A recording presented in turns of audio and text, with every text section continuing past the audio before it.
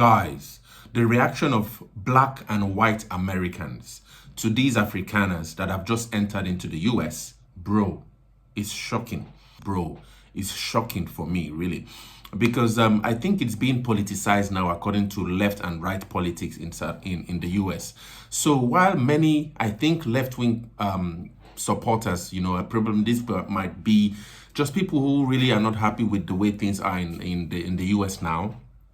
And what's really interesting for me is that the white Americans, they really are showing some kind of anger that Trump actually shut down the whole refugee settlement program after he was sworn in January the 20th, globally. You know, this would include Afghanistan refugees fleeing from the, you know, all of that whole Middle East problems, the refugees from the Congo, and that now that the Afrikaner seems to be having a sort of like expedited path to citizenship, many white Americans, I just really can't believe their perspective. Many are angry with Donald Trump, complaining that Trump is using their tax dollars to give citizenship and or probably a refugee status to white Afrikaners. And, you know, the complaints are really mind blown. And even Black America as well, arguing, it seems as though it feels like a threat that these white Afrikaners are reminding them of a past that they've had in the US, and that, you know, they as Black Americans are different from the blacks in South Africa, that they are more well-to-do and they are more vocal and all that. And so it's kind of like a subtle warning, so to speak, to these white Afrikaners who are going to be starting their life in the US, all right? And you're just going to watch those reactions soon. I was really taken aback. I just couldn't believe, you know, all of that. I didn't believe that the entrance of white Afrikaners from South Africa into the US would spark another racial divide in the US. But this is what's really happening right now, and I'm really shocked. I think it's really interesting to really understand how the Americans are really reacting to only 49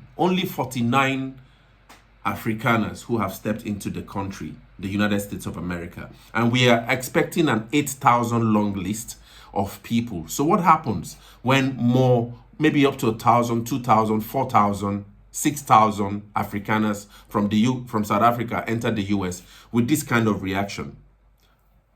I'm really shocked. Watch and share your thoughts in the comments. The more I think about these Afrikaners, the angrier I get. Right now, there is a 19-year-old DACA recipient who has been here since she was 4 years old, has been detained for almost a week. Monday will be a week. He's got her detained, and he's deporting United States citizens, people born in this fucking country. But he's flying white South Africans here on our dollar and paying for them to stay.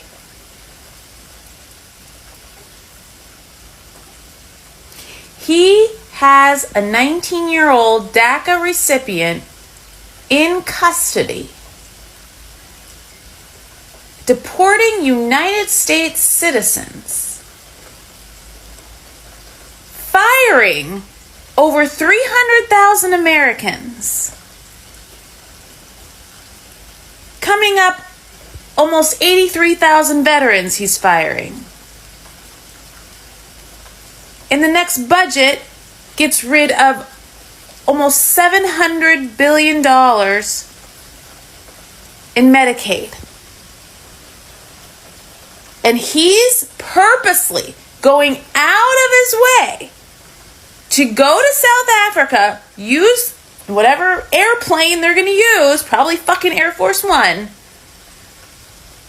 or something bigger, with our money, and put these people up in houses across the country.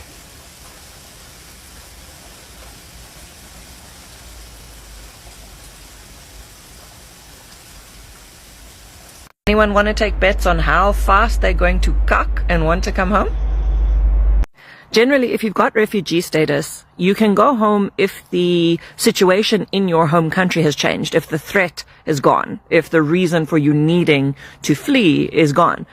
So in this case, the reason is made up. The reason doesn't exist. The reason is a lie. So how is that going to be gone one day for them to come back? Because the majority of the population in South Africa is going to stay the majority of the population in South Africa. The government is going to stay made up of people from that majority. What? Donald Trump is chartering a plane using U.S. taxpayer money to bring refugees from South Africa to America. Now let's think about this for just one moment. What is the same about all these South African refugees that we might notice? They're all white people. That's right. And so when we talk about deporting people, it appears that they're mostly non-white. But we can bring in South Africans who are white. And I just can't shake this feeling. I just can't shake this feeling that maybe, and I'm not saying it, I don't know, I'm not there, I'm not in the room when these conversations occur. It seems to me that it's possible that these guys in the White House are motivated by certain aspects of these people that they're bringing in and taking out. I'm not saying it's true. MAGA's awfully quiet about those South Africans coming over here, you know, the ones that we are going to be funding with our tax dollars. You know, they haven't really said anything about them. You know, they're going to be leechers. They're going to be getting free phones, free housing, and free food. Weren't you guys upset about it when the brown people were getting it? But you guys don't care this time, right? It's because they're white. This is how we know you guys are racist, because you guys aren't holding the same fucking standard. You're racist fucks, just admit it. Good morning. This is for the South Africans who are going to be entering the United States. This is just a public service announcement. I just wanted to make you aware that the black people who were students during apartheid, we're grandmas and grandpas now, and we have the air of Gen Z. One more thing. I also want to let you know that our president, he has Secret Service, and you will not.